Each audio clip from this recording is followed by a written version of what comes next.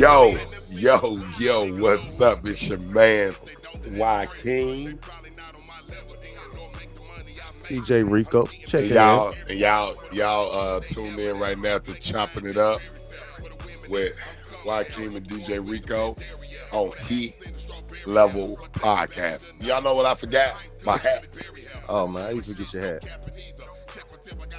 I see. You got the glasses too tonight? Alright. Alright. I see. Man, if I ain't know no better. We here. If I My ain't- bad. If I ain't know no better. That glasses and hat, you know what it remind me of the most? What's up? Man, little Troy. Wanna be a baller video. Oh, wanna be a baller. Hey, yeah. Shot caller. Still one of my favorite songs. What's up? What's up, everybody? Y'all already know, man. We here once again. We on episode 3. Y'all probably only seen episode 1. Y'all make sure y'all follow Heat Level Podcast on Well, you got a whole vegetarian meal right there. a whole vegetarian meal. You got a whole I know, right? You got a whole vegetarian. You You have to kill nothing to make that. Hey, I'm gonna let y'all know Oh, what I'm eating. Is that cool? Can I tell y'all I'm a vegan? If people that don't know, I want to know too. I want to know. You ain't tell me You wanna all know what it what I mean? was. All right, check it out, y'all. I'm gonna let y'all know what I'm eating. So this is vegan macaroni. This is what this is, vegan macaroni. All right. So vegan macaroni. I'm with you so far. All right. I see some Vegan mashed potatoes. mashed potatoes. This is How's mashed potatoes not vegan already? well, if you put butter and milk. Okay. Yeah. Beans, vegan, no butter, milk, none of that stuff. And this is vegan. This is actually like mushrooms. What ingredients do you use to cook the vegan meal with? Well, Since you X'd out butter and all that other stuff, what are you cooking? My girl, so I think she used like, I think it look good though. I ain't gonna lie. It actually does look good. Oil, I think something like that.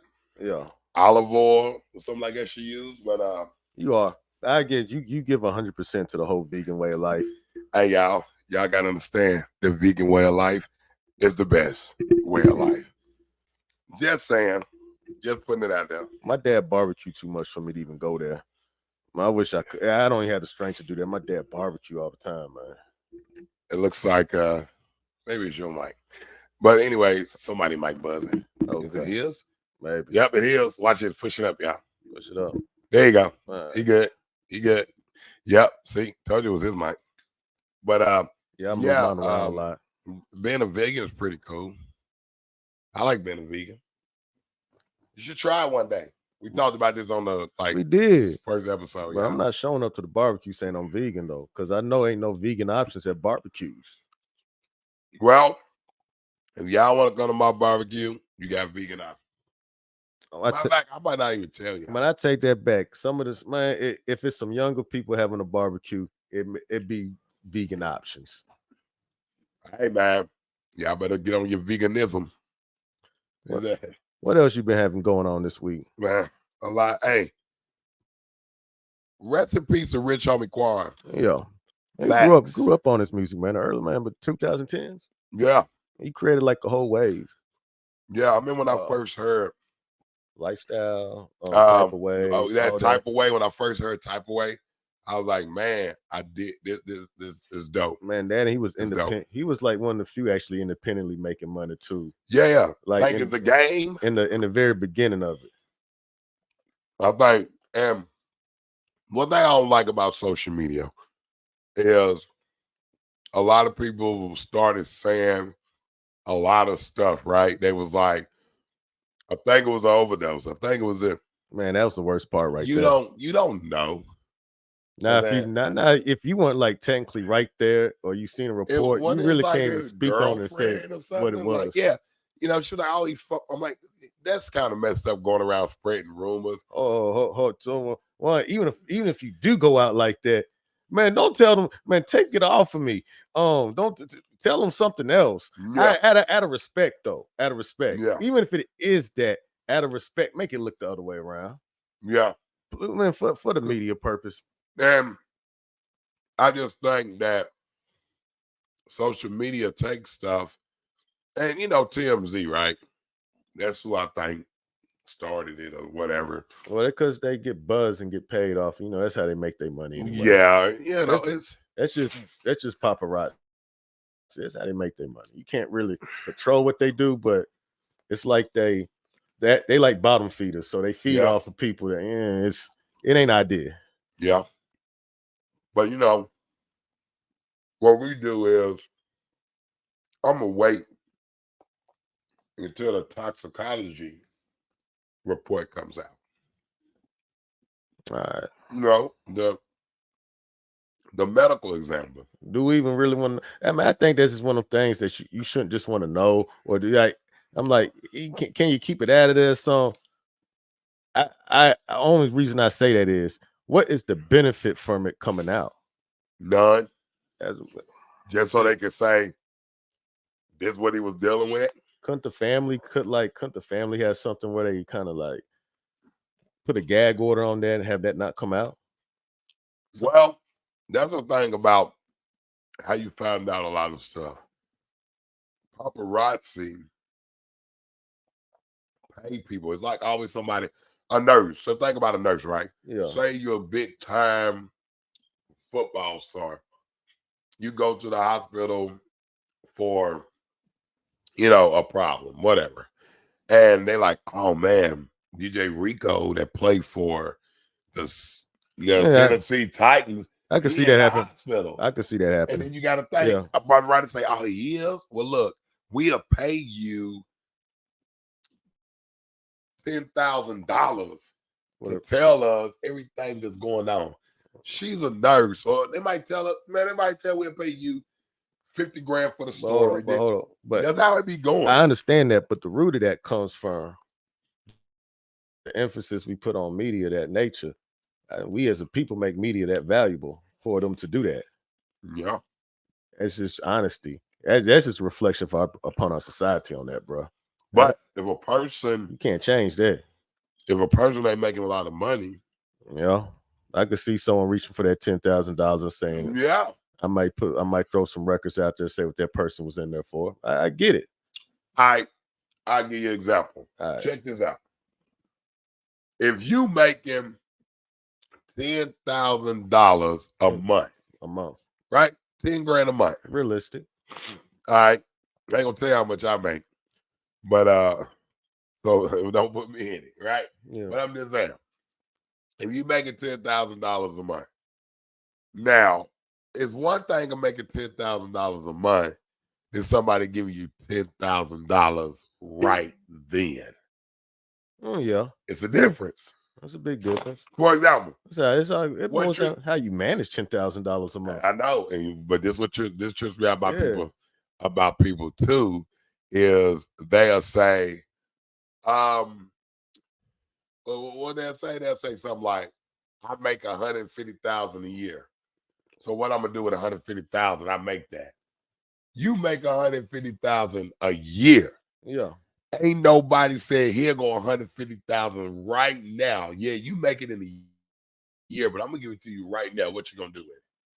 This is the thing. If you can't manage $150,000 a year, what makes you think you make $150,000 a year and you still broke? Just think about it. Yeah, that's realistically out there nowadays. Okay, so what makes you think you gonna know what to do if somebody give you $150,000 Monday?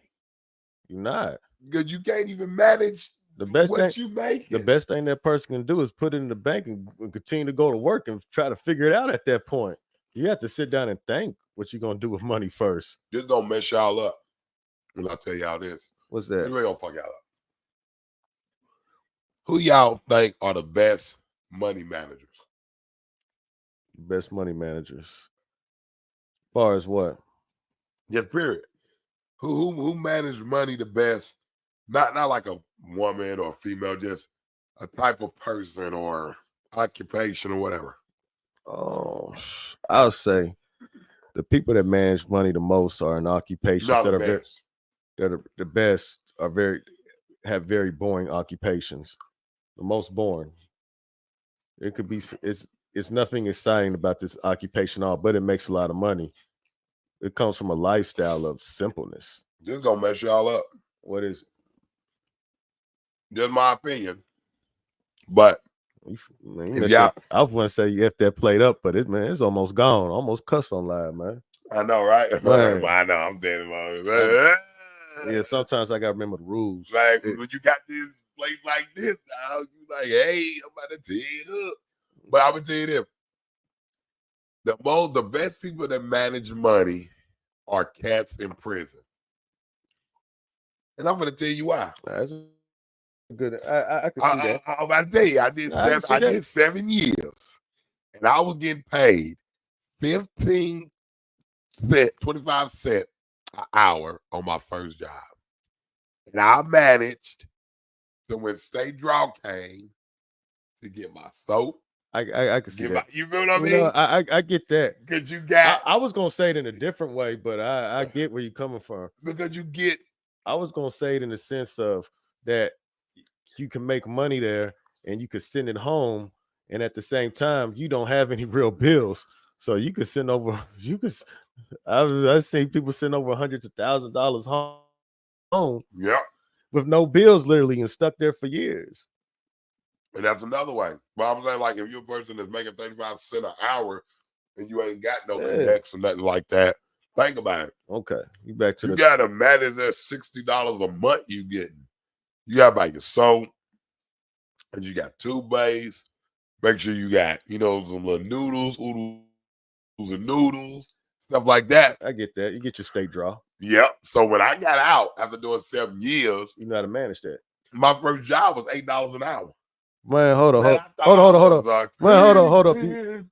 I mean, you tell them, but you're not telling them how you really did. You say you just got the soap and what you needed. Breaking it down. That's probably about 18 soups, 7 bars of soap. All right. Yeah. Especially at 25 cents an hour. Yeah, you only making $60 a month. You might feel a little jazzy. You might get a bag of refried beans just because you want to mix it in there. Yeah, refried beans. Might get you still need deodorant, soap, toothpaste. Yeah, and then once you get out, you ain't use the steak stuff. You might get some. Nah, you can't use Bob Barker. Nah, Bob Barker didn't work. That roll on. Nah, that stuff don't work, bro. That ain't working out. But I say I used to have to manage mine. Before people start putting money on my books, it was just me. I get that. But I made it happen. I get that. You know how prison go. You know what I'm saying? This is one thing I learned in life, man.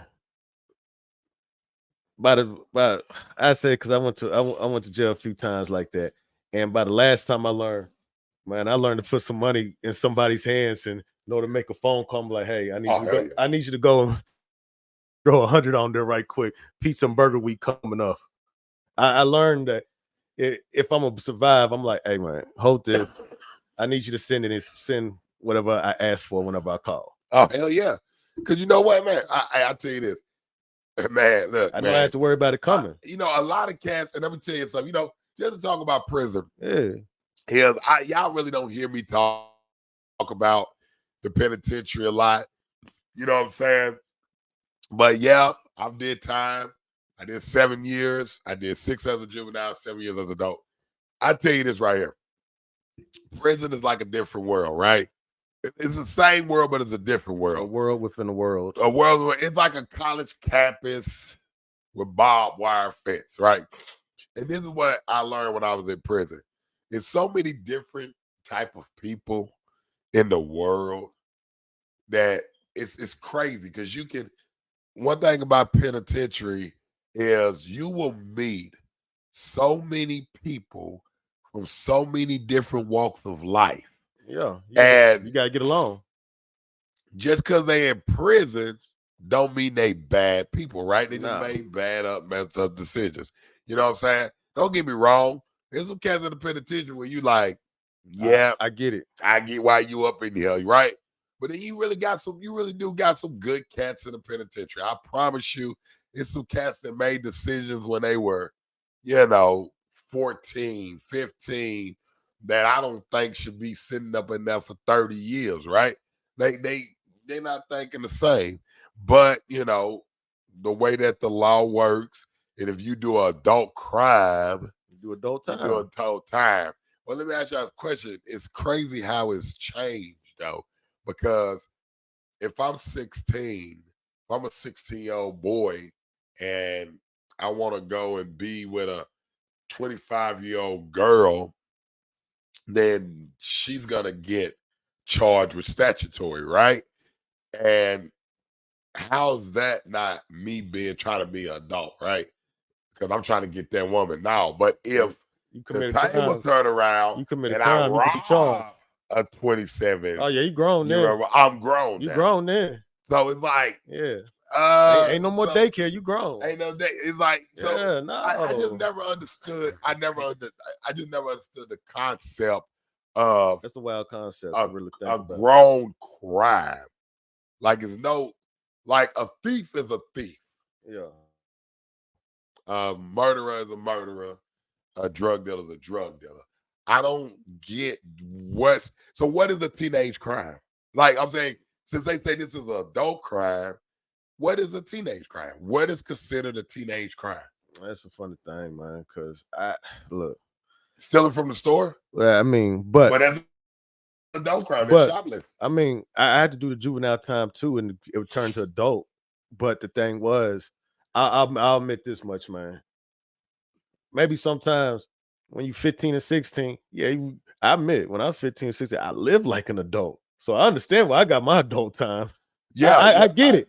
I get that. I was fully there. So I was like, I get it. I wasn't thinking 16, like, all right, I'm just gonna go to school and join a club or something. No, it was too far gone at that point.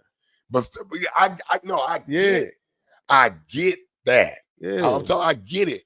But I'm trying to understand. My argument is, what is a teenage crime though? What would you say? Oh man, you did a teenage crime. There is no such thing as that, man. My point exactly. So it's kind of like, what is the political correctness of saying that you did an adult crime? Man, it's weird, bro. It's just a way they just don't, especially when it comes to black men. Anyway. Oh yeah, it's adult black time. boys. It is what it is. But I'm just saying they just don't want to put money into the juvenile systems anymore. It is what. Look, man.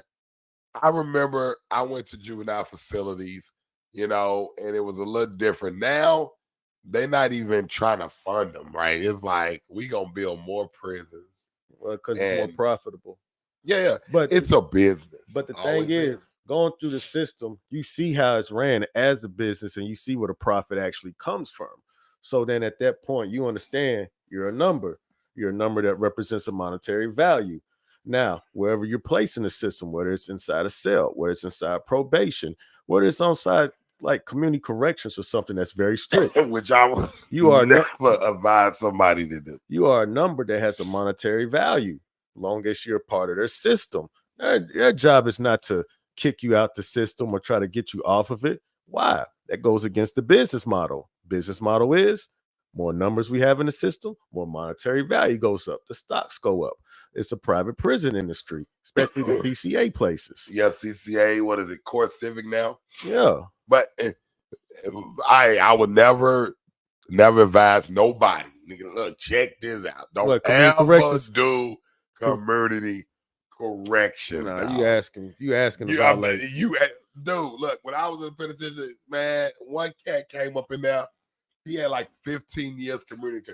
So he got out. So that's what it was. So it was like either do. Yeah, you don't do no time with community corrections. You get out. You get out. But this is where they get you. It's like, so they was telling him, okay, cool. You can take this 6 years, I think it was. You can take this 6 years, go to penitentiary. 6 years at 30. So remember this. Yeah, he wouldn't have went. He would have went to he went to a CCA. Well, place. CCA. Well, we in Nashville, y'all. Yeah. So it's a little different here, but I don't know where everybody else is living at. But I think like 6 anything under 6 in a day. Anything under 6 a day, you go there. But still, it's like 6 years, 30%. And instead of taking that, I would have took that. I'm gonna be honest with you. I mean, I took 8 at 100. He could have did a year and a half in the program and went home on that 6 and Yeah, 10. because you get like 3 a day for 3. Yeah. So this cat didn't want to go to prison at all. So he took 15 years community correction. And let me mind you, 15 years of community corrections mean you are in prison on the street. That's kind of what they mean by community correction.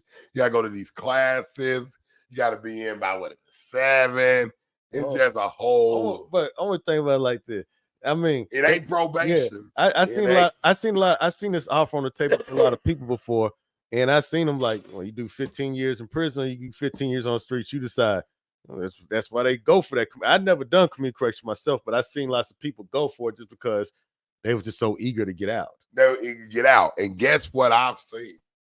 It's crazy because you want to get out, but this is my thing. If you know you finna go and do the same old thing, you go to prison and do that. Why did you even do it? In reality, if you want to still like do some of the things that you done on the streets, you could go to prison and do that in there. Yeah, and you know what? Dude, hey man, look, he was out there on community correction for like 6 months. Did the same shit, selling dope. Yeah. Now, once you do that, they enhance you. You get more charge. You get more time, and you back it up, and you're doing that. So plus something else. Doing that 50. He ended up getting like 25 years, like total. And I'm like, man, I just would have did that 6 or flattened that 6, got out and did what you did, and hopefully, man, you 25 in because you wanted to get out.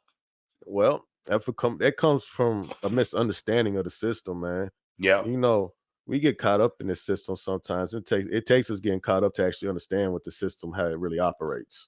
Hey, look, I know how they operate. I do too. I know one thing. At this point, they don't care nothing about you. They don't care about the system has never cared about the truth. They never have, never will. It's about what you can prove or who got the bigger pockets. And that's just the way it is. You know, I love when I meet people that be like, I'm all for justice. I believe in a justice system in this country. They all say that until the tables turn. So it's either them or they got a family member there and they got to figure it out. And then they be like, okay, hold on. Remember you said, let the justice system take care of it. Let just hold on, but I work a job and my taxes pay for this justice system that I don't agree with in life. But as much as I don't agree with it, I have to respect the way it operates. I may not like it, but as long as I have knowledge the way it operates, I know how to maneuver. Well, I tell you this: when you go into a courthouse, they have what's the lady called? The beams ain't even balanced. Lady Justice or something. Yeah. I can't. I one of them is down. Like it's telling you right there on the picture that justice is not equal. And that's the thing. And hey, just to think about equality, just to get on that. Yeah. Equality. Oh man. If you want to talk about equality, let's be real, everybody. I know I might get some hate for this. What is it? I got hate about us talking about the Pee Wee football game and having vegan stuff. So somebody might get on my TikTok or whatever. Was that just one person though? No, like 2 people. So they both having a conversation with each other under the comment section, basically. Yeah, basically. I just said, it was just more like a LOL. I don't really care. But it's funny because I said, so I might finna get some flack on this too. What's that? Equality in America is not real. Oh no, it's not real. No, it's not. I'm saying it's not. I look at it from the money standpoint a lot, though. Where the poor, rich. I mean, it's been the same story since the beginning of time. Nothing is actually America. We just change some words around and make up a color for your skin tone. That is true. Because skin tone and nationality are 2 different things. And a lot of people don't even know that. Everybody else respect nationality where you go overseas and stuff. Like, what nationality are you? I mean, I want you to think about this. Imagine me going to Brazil and telling them my nationality is black. They gonna look at me like I'm crazy. Yeah, but that's the thing. Is American is not a nationality, is it? Yes, it is. American is a nationality, but what they did was they put colors all black American, white American. Yeah, or they'll call you. Yeah, that's you know what? You're right. America is a nationality. That's true. Is there such thing as a white European and a black European, or not like in a European country, like a black Polish guy or a black French guy or white French? I mean, do they say that over there? I don't believe they do. I don't think they do. I don't know. I've never been over there, but I have to do research. They would identify more as their nationality more than their color. Yeah. Well, that's the like thing I was arguing with I wasn't arguing with a little debate. But a guy was trying to tell me that he's Puerto Rican and black. Yeah. And I said, so you think Puerto Rican is a race? Nationality. It's a nationality. Yeah. But I'm just saying he's saying Puerto Rican and black. Or people be like, oh, I'm Asian mixed with Mexican. And I'm like, you're Asian mixed, so you are a nationality mixed with another nationality? And then people are like, you don't know what you're talking about. I'm like, what? Good. Dude, you are tripping. Nationality has nothing to do with the color of your skin. It's not a race of people. You know what I'm saying? That is not what that is. It's a nationality. It was Mexico is where the natives of this country, Mexico, Texas, Oklahoma, New Mexico, all that. You know what I'm saying? People got to remember something. All that was natives land, all the way up to Montana, Wyoming. Well, that's that's why they got this big magic eraser and marker where they take history and they rewrite some things and erase things, and just like they told y'all. Yeah, it's a big imaginary magic marker that can erase and rewrite. Hey, you know what? I'm really finna say something that people going. What's that? I shouldn't get no flack for that one, man. All right, because I know history's been erased a few times. No, they gonna hate this. What's that? Let me ask you a question. Did y'all know that black people was already in America before slavery? Yeah. Most people didn't know that. They honestly think that black people only got here when they drug us. Dude, we've been here. I don't even know why they think it's crazy. Like they had already showed y'all, and y'all still think that black people only came from Africa. Dude, we've been everywhere. You know, my guy Tanya Uhuru. Yeah. Shout out to him, by the way. He does a lot of African trips. He didn't even know that when he went to Brazil until he went and he found out it was black people like him. They African and but they speak Portuguese. Well, yeah. I'm like, bruh, we everywhere. Only if we could just stick together, man, we might run the world. America ain't about that though, man. Well, I know, man. You gotta think. We black people sounds good. Though, black people raised in America aren't really, man. It ain't really that type of mindset, man. But we need that type of mindset. I don't think that would ever come. I mean, I don't know. Some things could never say never. I never say not in the lifetime, but if anything, maybe not in our lifetime. If anything, it take almost like 50 to 150 years to see a whole flipping generations and stuff. Yeah, I know, because you got to think Jim Crow ain't even 100 years old. Yeah. I'm saying, people want to think about it. Jim Crow stopped in what? 1960s? Yeah, that ain't that long ago, to be honest with you. That's like what, 50-something years ago. My mama was born in 1968. She was born right after Martin Luther King. She was born September 30th, 1968. Martin Luther King had already been killed. And that's assassinated, I want to say. Not killed, he was assassinated. But I want to say that if you look at that, that's 56 years ago, right? Yeah. Dude, It ain't been 100 years. Another 44 years, it will be 100 years. Yeah, I'm gonna tell you what, you ain't got to worry about it. Don't worry. Those schools are doing the best they can to erase a lot of that stuff out of history books, so like it never happened, bro. That's why my kids don't go to public school. I'm being real with you, man. They don't look at. I see.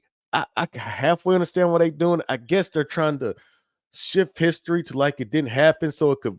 So the future's different, but you still got to know your history though. And I don't know if they're doing for their benefit or our benefit, but I know it's not the best. Their thing in the world. Yeah. If you erase, I put it to you like this: if you erase the person that made the phone, just think about it. You erased it. Then who becomes the person that created the phone? People think Steve Jobs. Yeah. Just because he the one that did the smartphone. Like, oh yeah, I know phones were created by Steve Jobs. Yeah, that first iPhone was horrible. Now that I really look back at it. I know, man. I used to have like the first one was horrible. With the iPod and what was on there? I look back to early generation Apple stuff. That one, but I'm just saying, if you erase the real history and start saying he did it, then in the next 300 years, 100, 200, 300 years, our kids will think Steve Jobs is the one that invented the phone. Shit, they already did their job. They got us thinking that our history started once we came out slave ships, and that's all we know. Like, for example, in the next 120 years, who to say that people gonna even know what really happened to Martin Luther King, Medgar Evers, Rosa Parks? Who knows? I know who's gonna keep it alive. I know who's gonna sponsor this whole thing and keep it alive. Ancestry.com.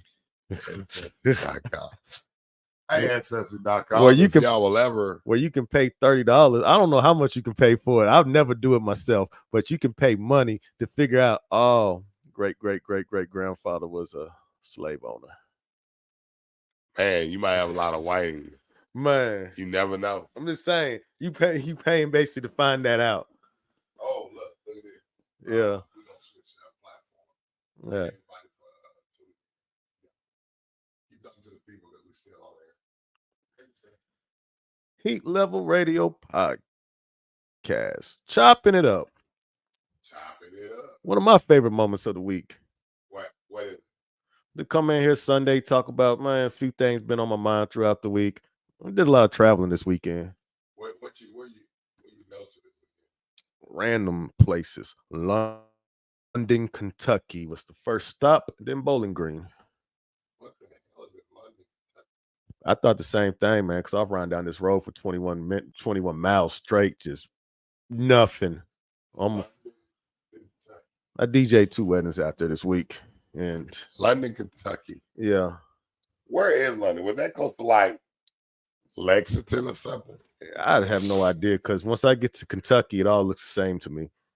I know, right? Man. The bluegrass state. Yeah. Kentucky is a very weird state. I don't know. Kentucky is its own place, man. You know, I don't even think Kentucky part of you. A lot of people be looking at Kentucky like Kentucky like they look at West Virginia. But I'll say one thing about Kentucky. They're pretty friendly down there, man. They're pretty nice. I know they are. I mean, I go for DJ services, man. So they pretty friendly to me. I go down just don't end up in Eastern Kentucky. No, never Eastern Kentucky. My girl Kentucky. from Eastern Kentucky. Yeah, man. I went to Pikeville, Martin, Pike County. Yeah, man. I'm talking about, I probably was the only black person I've seen there like ever. I know what they do have. Cheap homes for sale. They do got, that is true. They do got cheap homes for sale in Kentucky. Buy you a mansion for about $220,000. No, you're right. Yeah, Kentucky got the cheapest real estate. Not about Eastern Kentucky. It ain't nothing but mountains though. What you gonna build? Like if you want to build something on a mountain, you know how much it's gonna cost me to cut through the mountain, a lot, do all that. Too much money. If you build a mansion on a mountain, you might as well be Batman at that point. Man, that's the only person would do something like that. Tell you what I always wanted to do. I think Jason Aldean did that in one of them. I'm gonna tell you what I always wanted to do. I always wanted to have like a Batman bat cave. Like real talk. Like I have something inside of a mountain or at the below and have my own cave. Like when you come through, the door just come up. I was at a place like that Sunday. Not Sunday, but Saturday night. I was at a place like that. I was like a restaurant. No, it's a place called Lost River Cave in Kentucky, up there in Bowling Green. I think I know what it's at. They give tours or something where you could get on take like a riverboat or something under the cave. So it's pretty dope like that. But at the end of the mouth of the cave, they got it set up as a tourist attraction where you can have parties to do whatever there. And I imagine if Batman did something like that, he would come out that riverboat into his cave. Man, if I can do that, have my man, how people go at home, a lot of men be like, I got my man cave. You got a real man cave. But if I can really have a real man cave, that'd be dope. Man, that'd be dope. Man, don't make me a billionaire. If I become a billionaire, I help a lot of people too. I will help everybody. But you still buy a man cave though, that size. I would buy me a man cave worth $100 million. Not $100 million, maybe not that much. Maybe about 10, 20. I don't know. The only thing good. I don't know. That's one thing good about it. Kind of stingy with my money. The sound acoustics is pretty good. Okay. Look on the floor right there. Note. Oh, my bad. Nobody can hear me on TikTok. Well, you switched to TikTok, didn't you? Yeah, I think I did. All right. What other news this week?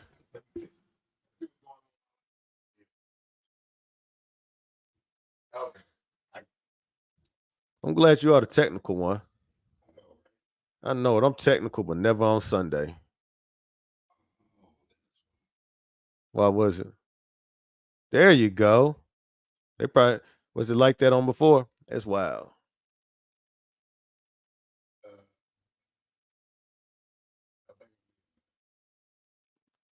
Can you hear me on live now? Talk to the people. I believe that should have fixed the problem. Did that work? Maybe. Oh. Maybe the input. What's the input? You good? Maybe, maybe not. I don't know. If so, if not, we're gonna say, man. Yeah, maybe we there. Maybe we not. Okay. I think we good. All right, man. Another news this week. You did have that school shooting down in Georgia. Yeah. Yeah, it was in Georgia. I don't know what happened. I'm not too familiar about it myself. I was working all week and busy, but I did see a few news clips about it, and I was gonna say, man, I think it was a white guy. You kind of hope these things don't never happen. Wasn't like a white. Yeah, it was, because when I was watching it, color. I think it's security precautions that come with that stuff. The school sets into place. They arrested the dad. I think they arrested him because the gun. I think the gun was in the house or something, and the kid, he was like 14 years old. Yeah, and okay, there you go. We was just talking about grown-up crimes. Now he committed a grown-up crime. No, that's true. Okay, he committed a grown-up crime, but they gonna call him crazy. Of course, they're gonna call him crazy. Because anytime it's white in suburbs, it's called crazy, man. I know that, but this is what I'm saying though. Okay, he committed a grown crime. Why are they penalizing his dad? Okay, they may penalize his dad because the gun was in the house, right? Or it wasn't locked up or whatever was going on. But if you gonna charge this 14-year-old kid for doing a grown crime, then he knew what he was doing. Yeah. Right? He knew to go and do what he was doing. Yeah. And do the crime that he did. And my condolences to everybody that what happened to the school shooting. I know a teacher lost his life, and thank you some students. I don't really know how many people lost their life. Man, praise to all those families. But it's a tragic situation that your kids, my kids don't go to school, public school, but it's crazy that your kids can't even go to public school without somebody want to come in there and do some crazy stuff. So it's really, man, the world today.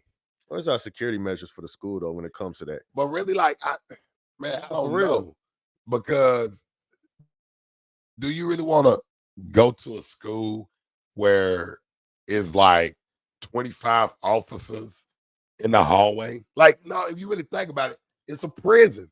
Okay, if you look at a school, look, man, look at a school. I'm gonna be honest with you. Break it down for you. I know I'm gonna break it down to you right now, man. Look Go here, ahead. look here, man. Sometimes I'm just gonna say it like it is. I might hurt some feelings like this, and I'm just gonna say, for instance, Little Billy. If Little Billy goes to school and get picked on, and then he chooses to retaliate, grab a gun, or chooses to deal with his emotions because he doesn't understand his emotions, and he chooses to use a gun to do it, then becomes the parent's responsibility to teach that child, like, no, this is not how you handle your emotions. True. It's a lesson. You have to teach a child not to handle emotions like that.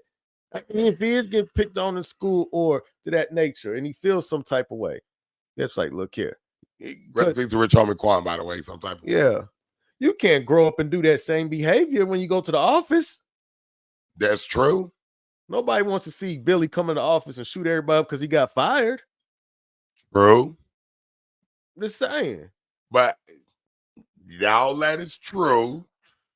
But at the same token, as parents these days, not really having those type of talks to their kids. Now, when we was growing up, it was different. I remember I get into something. My mom would say, "You gonna go and you gonna fight." It wasn't no, don't get in trouble at school. If somebody hits you, let the principal know. No. If somebody put their hands absolutely on you, not. You better squabble. And if you don't squabble, when you get to the house, I'm gonna whoop your ass. Period. You better not be scared of nobody. You know what I'm saying? Well, that's the way it should be. It's not taught like that now. I'm gonna be honest with you. You gotta I know. Turn the other cheek, do what Jesus did, I guess. Parenting is a little bit softer in that sense nowadays. Oh, I know, because people, like a lot of these parents, hey man, talking about, oh, my kid getting bullied, my kid doing this. Let me tell you this, man, and let's just be honest. If, man, you gotta tell your kid, like, hey, we ain't with them bullies. You gotta go in on them bullies, man. Right. Like all that sitting up in your room. It's part of it is preparing your kid for life.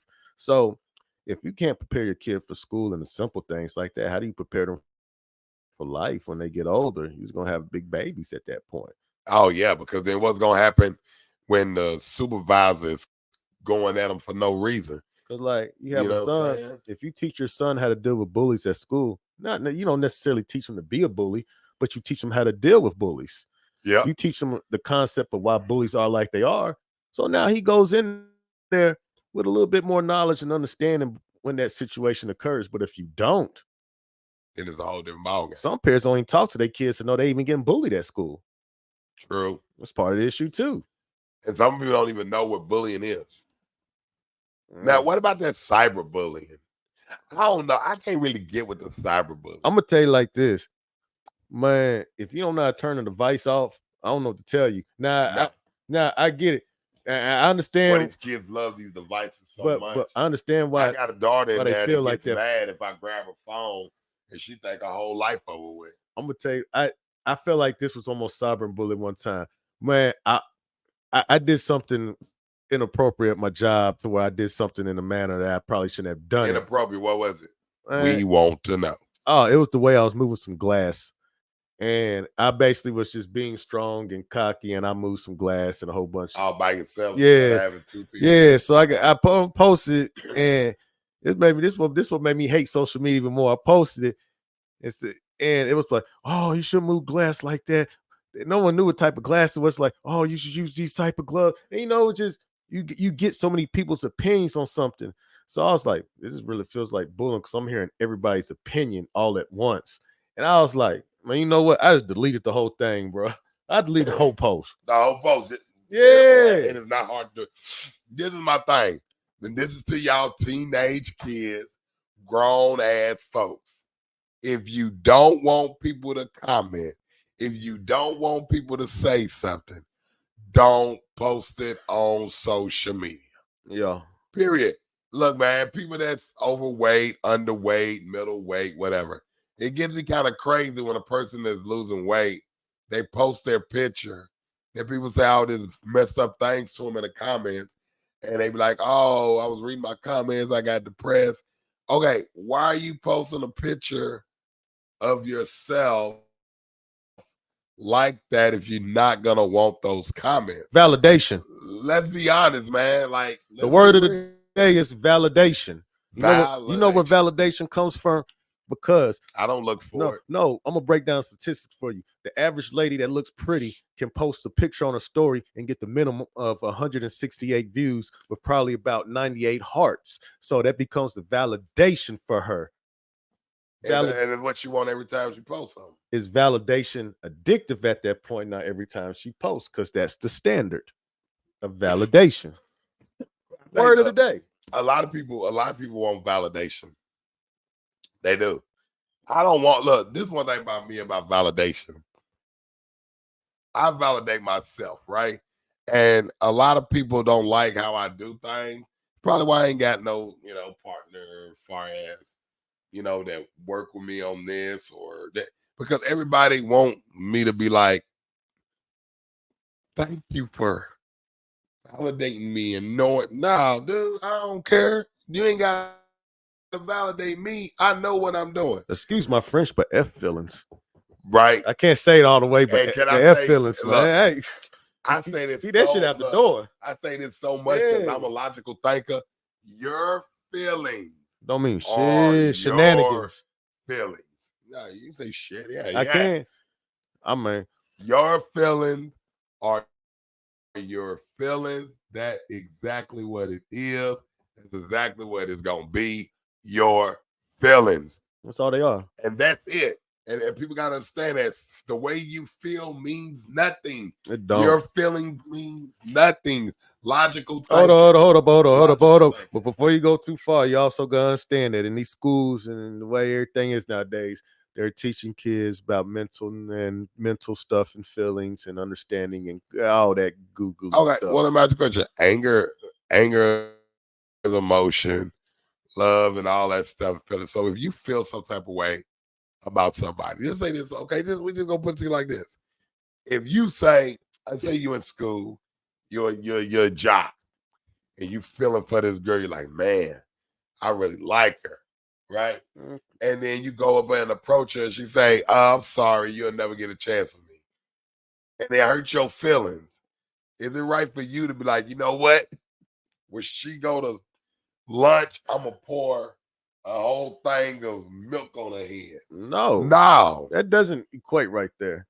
You know why? Because just because she hurt your feelings, what does that mean? She probably not even meaning to hurt your feelings. She just was being logic. There you go. Feelings and logic, they don't mix. She was being logical thinking. She was saying, you will not get a chance with me. Why? Because I am not feeling you. And that's just the way it is. Well, but you get into your feelings. So now you want to go and embarrass this girl. Oh no! Just because she said no one. She no one had no one had that conversation with him and say, "Get out your feelings and go ask that same question 9 more times." First, I know it sounds horrible, but they are. Hey, I'm gonna tell you something. People that do, you ain't gonna miss. You guaranteed on one of them 9 times after that. But man, look, you can't get turned down 10 times in a row. I tell you this, people get into their feelings so much, man. I done met a lot of cats in the penitentiary that got into their feelings. That's the reason why they there. Yeah, you got to sit back, stop, and think. Because you know what? Life is short, and it's all gonna be over in an instant. Well, and you're not explode because of your feelings, man. But in your put feelings, your feelings in your pocket. You don't make the best logical decision. They said, don't wear your heart on your sleeve. Keep your feelings in your pocket and keep it moving. And remember one thing, you do not have to do business with people you like. It's called business, not a friendship or or trying to be the best man at his wedding or whatever.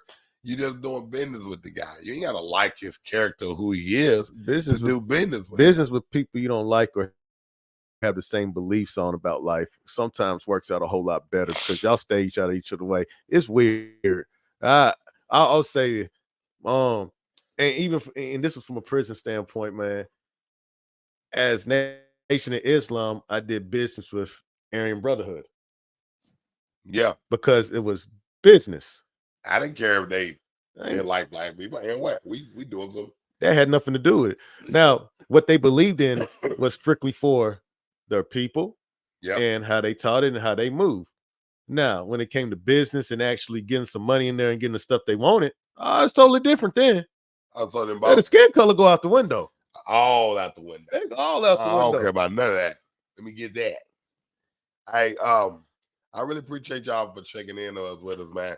We in on a third episode, going live every time that we do this. Oh yeah. We doing kind of like we a lot of this is pre-recorded, but we do go live, and then the episodes come out like week after next week and stuff, and y'all start seeing the days that the episodes come out where y'all can chill and check with it. Then we'll start moving this thing, going mobile with it, coming to your neighborhood, coming to where you is, what you doing up in the telly or something with your people, or hollering at y'all in the ballrooms and stuff. You know what I mean? We be that, man. We everyday people, man, just chopping it up. That's what we do. We chop it up all day long. Rest in peace to Rich Homie Quan. That's facts, man. Rest in peace to all the people for the Rich tragic Rich Homie Quan had the voice of auto-tune without auto-tune. Well, yeah, he was kind of like right after T-Pain in a way, right? But that was his actual voice. He really didn't even use a lot of tune like that. Nah, I just think it's way he talk. He had to. Oh yeah, rest in peace, Fatman Scoop. You know what I mean? People, yeah, rest in peace, Fat. What do you say, Fat? Fatman Scoop. Fatman Scoop. Words jumble. But Rich Homie Quan, you gotta think, man.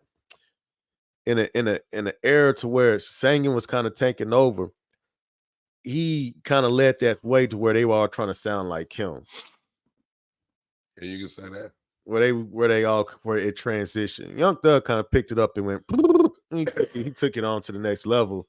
But Rich Homie Quan was still drawing a lot of shows down there and stuff in Atlanta. Yeah. And like, getting like 10,000, 5,000, 10,000. Like, man, we went to one of his independent artist showcases. He was still doing stuff for artists in the city. So, and that's what makes him good. He was good people, man. It's gonna be a thing. Fatman Scoop, man, that man is legendary. Yeah, I know. Now, I'm gonna tell you how legendary he is. And he passed on stage doing what he loved. He's legendary because what's the better way to go than that? I'll always play at least about two.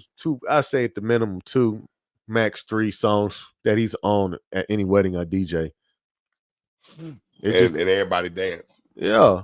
What's that Sierra Missy Elliott song that he has? Oh, you talking about music make you lose control. Music make you lose control. Hey. You need me in the house. Yep. Hey. That thing used to turn up.